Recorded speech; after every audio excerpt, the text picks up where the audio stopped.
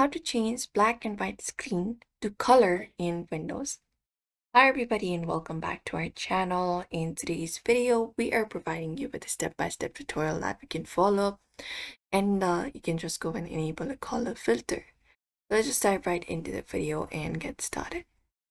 So one of the basic method we can do is we can press Windows key, press Ctrl+C. That should toggle the color filter on or off, or we can apply it through settings. So open up your settings of your device and go to the section for accessibility. Once you find accessibility, look out for this option called color filters.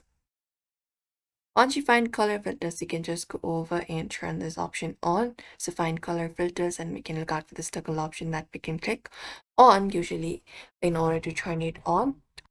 Or if it's turned on, right now you can see it's on grayscale. You just need to turn it off by clicking on this toggle option.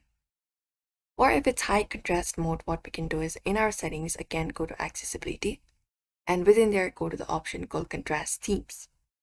And here, go ahead and select the option of none. Select this option of none right here and click on apply, and that should also do it. If the color is still looking very wrong, what we need to do is we need to update the graphics driver. So press Windows plus the X and go to your device manager, hit enter and expand the option of display adapters. Go ahead and expand display adapters, and once you expand it up, you can right click on your graphics card and look out for this option called update driver.